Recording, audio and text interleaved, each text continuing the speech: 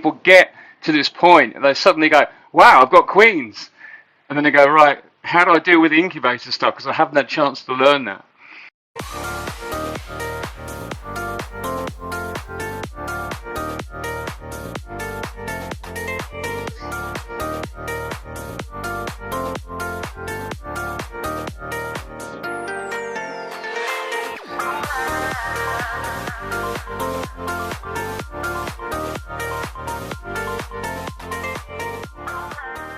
I want to just continue a little bit with the theme of the cells we've raised from being live to harvesting yesterday morning. Quite a few have hatched out in the incubator overnight. So I'm going to run through what I do. I know I've done this before, but I'll do it in a slightly different way. Marking is absolutely critical that you do it the correct way. And I want to be sure that you will understand why and the reasons. But I will repeat, I see no difference in marking the queens before or after in terms of them being mated.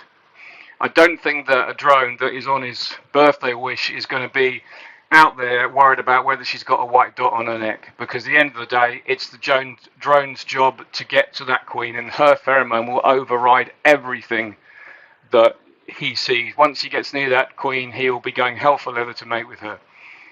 And all the work I've done and all the kind of little tests we've done with what we've got, we see no difference. And the main thing is, marking in the incubator stage when they just emerge is absolutely easy peasy for a couple of reasons. First, they don't run around and they're very, very docile and slow. Second one is, when you mark that queen, you're marking onto a back that is really, really kind of fresh, and the glue I should say the paint we use adheres really, really well to that queen. And you're in the incubator mode, so it's controlled. So you get a really, really good glue between the paint and the thorax she's on. And I like to talk about this because I don't see any problem with using these paints. And these have thinners in them. These are the French ones we use. You can see that. They're acrylic markers. They're touch-up paints. Obviously, there's a blue one and a white one because we have a blue one for some of last year's that might have requeened, and we didn't mark them at the time. And then with these ones this year, obviously we're marking with the white acrylic.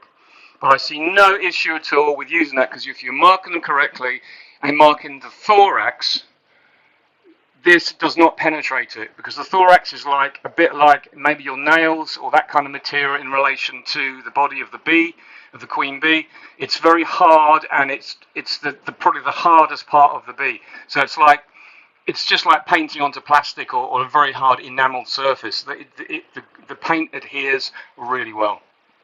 So I'm just going to lower the camera down now, because what I've got here is obviously I can't talk and do the same thing, but this is my incubator. It's called Linku Avitec. It's a Spanish incubator. It's actually an egg incubator. I'll say this all again because I do keep getting asked the same questions. And at the back, there's actually a little lever. You can probably see if I turn it up. I'll take this out. You can see there's two levers there. And they would, if they had the right trays in, they would turn the eggs that were in this incubator. So that's a pretty cool sight, isn't it? So they would turn the eggs. But what I do is I've taken them out, and all I had to do was in here. For the other people who don't know, this was set to about 29 or 30 degrees for eggs. I can't remember what temperature it's set at. But you undo these two screws, here and here, and inside there's a little variable resistor, and you just screw the variable resistor up slightly, and it just raises up the temperature to what you want. I set this about 34, 33 and a half. So it's obviously digitally controlled. It works really well. It's a very reliable piece of kit, which I'm really happy with. So that's a little bit about the incubator. To keep the incubator humid, I'm not overly sold on this, but I see no reason other than keeping it simple, absolutely simple. So if I open this again, you'll see at the bottom we have a tray of water, and that water dries up pretty quick, and the fan that is here You can feel the fan there, okay? It blows round. I don't know if I can show you on it. There's holes underneath there that circulate the air, but it directs the air away from the middle. So it sucks up there and they come out around the side. The only downside I say with this incubator is when I have my queens marked and they're on hold for a little while, I tend to put them in the bottom because I feel that if they're in the top, they get too much air on them.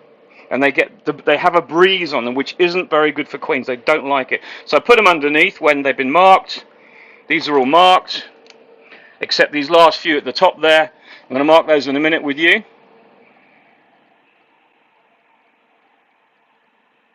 They're all marked, and they will go out this afternoon. But I just wanted to show you marking a few here. So we'll take these out. These have just hatched. I found them just before. So I'll show you how I do these. So I'm just going to check these one more time. I'm sure I saw these are the second batch here that are hatching out. And I just want to, while I'm going to do all these, I just want to quickly run through and check I haven't missed any. Because you always get an overlap between each day. But not a huge amount, but most of these the second batch will hatch overnight tonight. I just want to find that one that I saw before we mark the rest. Maybe I took her out. Perhaps I am losing the plot. There she is. Oh, she was there all along. Okay, just check this last front row. Often if you hold them up, you can see the queen wiggling between that part there, but you need a strong light behind. And if I was to show you on this, the camera would go black because, sorry, would go white because it's too much light, but you can see them in the light. Don't try and do this too much, backwards and forwards. It's not good for the queen, obviously.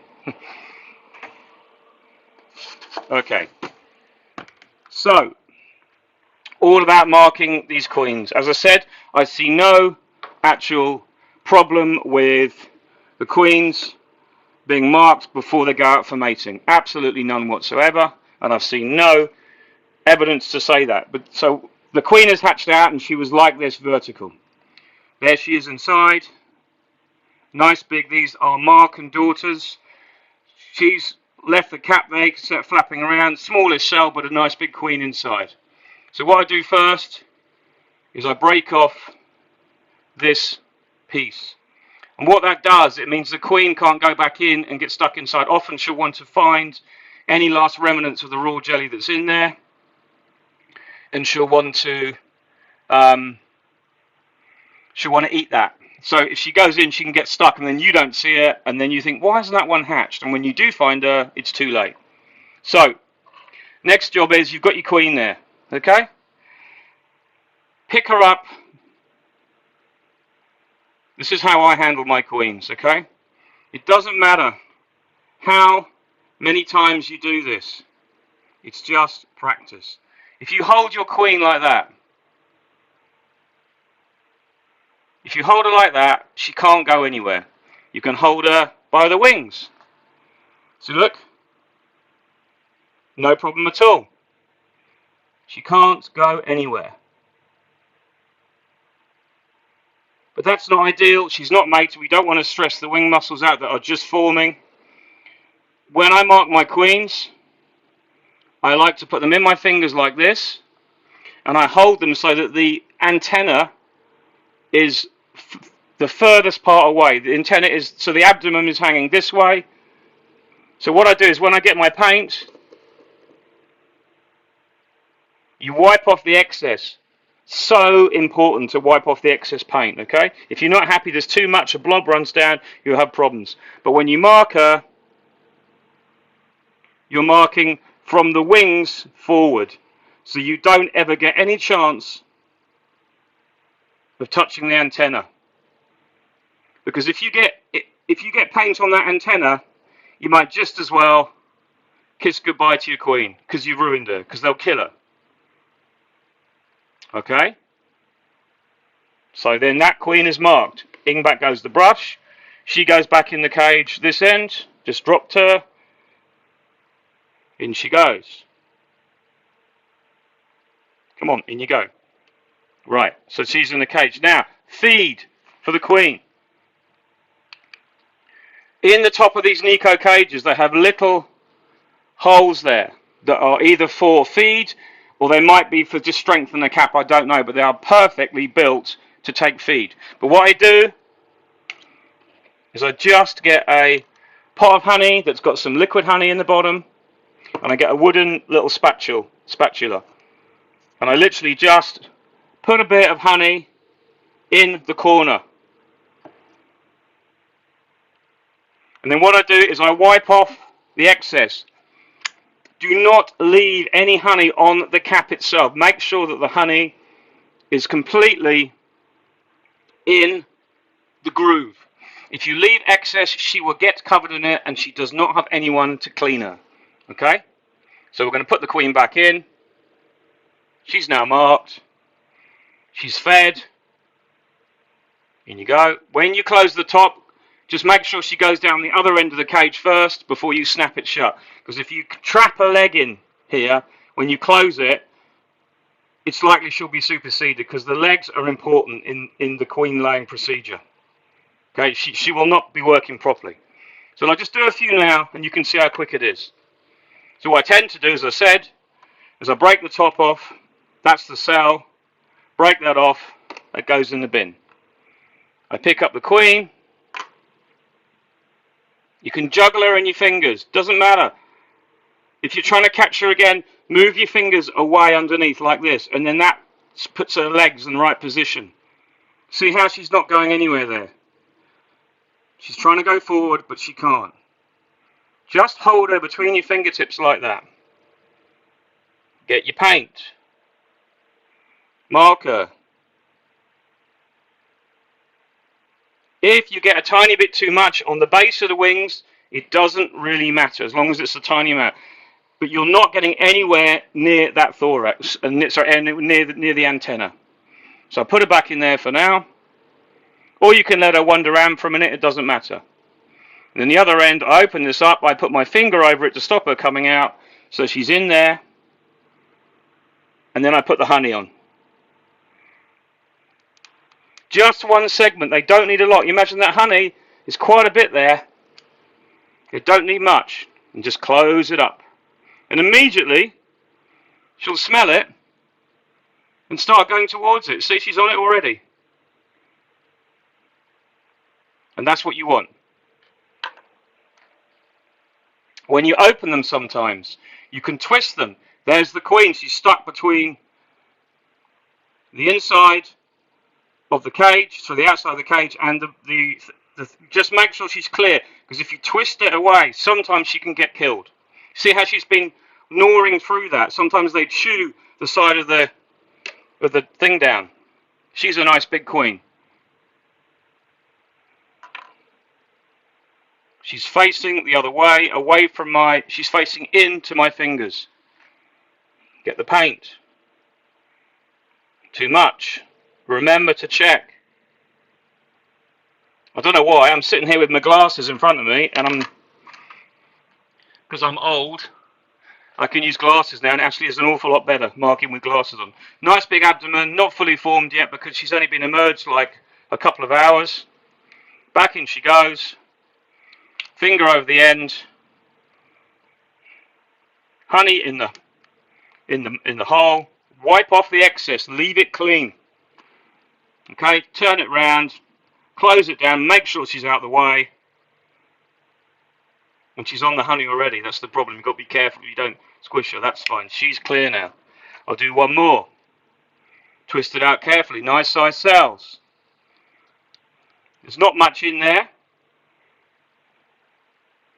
Let's get her out this way. Sometimes they don't come out very easily. Sometimes you just got to give them a little shake and out they come. She's a nice big queen as well.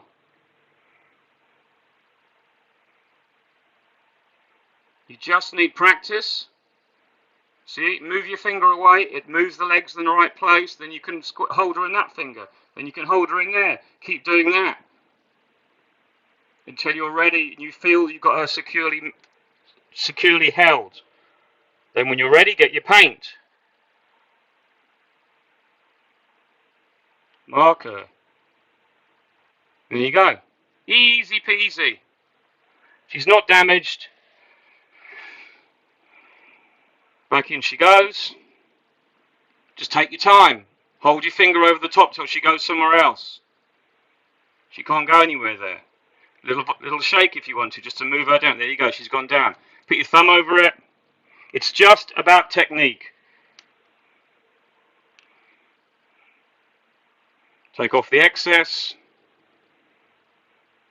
Close it up, make sure she's clear. Come on, out the way. I don't want to jam her legs in there. Okay, done, good. She's in. Do one more. Okay, this one is exactly what happens when you leave the end open. Can you see her in there? So what we do is you go to the base and you just peel this away. And there she is. Can you see her in there? Upside down with the head in. She's stuck in there now basically. And you peel it away. And guess what? Inside there's a beautiful queen. But she's been out, but she's gone back in again. So you pick her up straight away. She's after a feed.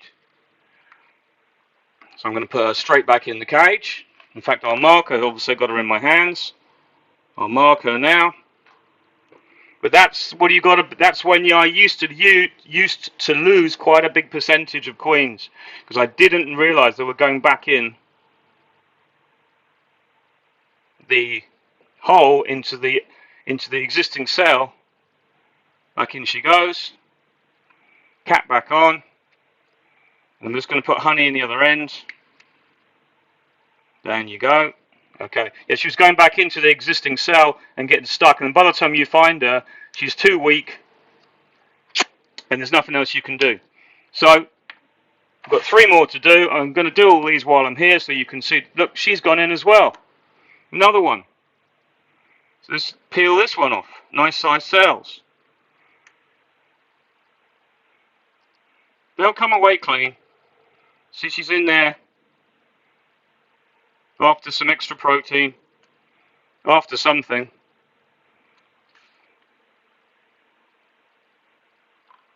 Let's get her marked. There you go. Legs nicely moved out the way. Can hold her firmly. Too much paint there. Just be aware. When you see Mike Palmer marks his queens, he puts a dot on there and he spreads it with a piece of grass. Similar thing, I just make sure my brush is not too wet, because if you put too much on, that's when you get problems later on. Back in she goes. Cap on. And then we'll just put some feed in the end here. Honey.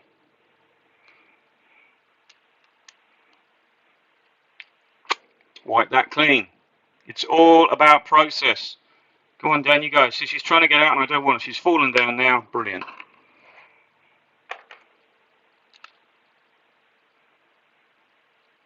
It's a lot easier when they're not in the cell. But it happens. Often.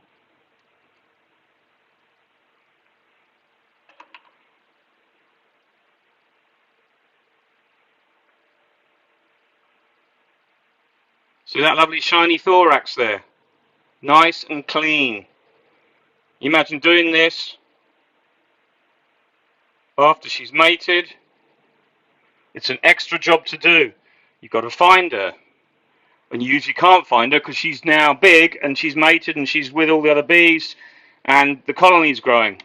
And you've got the job to find her, you've got to hold her and you've got to mark her and then you've got to put her back in the colony with a funny smell on her back, which can lead to issues. Last one. She's back in as well. You can see her through the side at the bottom, trying to lick around that bottom of the cell. These queens are hungry. Peel that away.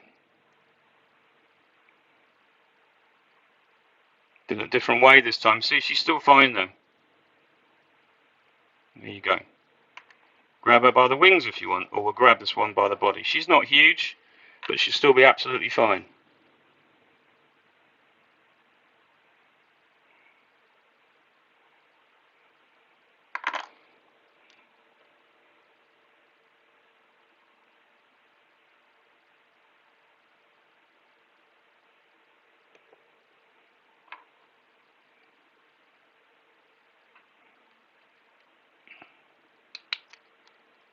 takes time, all this,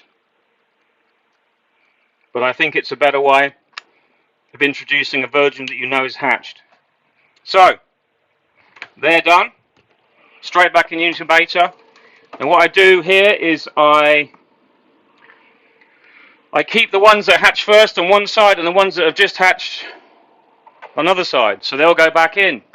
And I put them like this so I can get a maximum amount in the incubator, because obviously it gets pretty, a little bit congested. It's going to put that like this for now so it doesn't fall out on its own.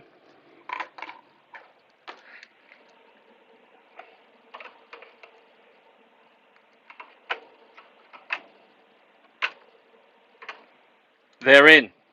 Done. Okay, so now what do? We get some water. Now this water was from the tap, but I put it in the glass yesterday. It's lost its chlorine content.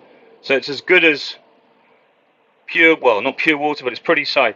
And I put a really good drop of water on top of each one, because queens need to drink. And with the air circulating as it is, they can dry out. And by doing this, you give them that safeguard. Every morning I come down, and every afternoon I give it the same.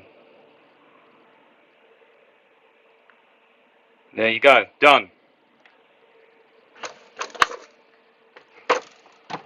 Those are ready.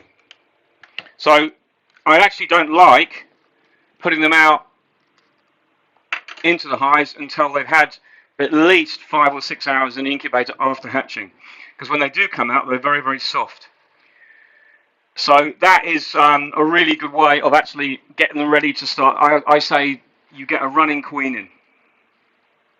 So it was just an overview of how I handle my queens, and I think it's quite important that you take your time, that you handle them properly, that you know how to care for them, because if you don't care for them properly, all the work you've done up to this point is kind of wasted. But you noticed yesterday I did get these queens in on day 9, and sorry, day 10 it was yesterday, and it worked out. This is probably the closest I've ever harvested them, and they're all hatching, every single one.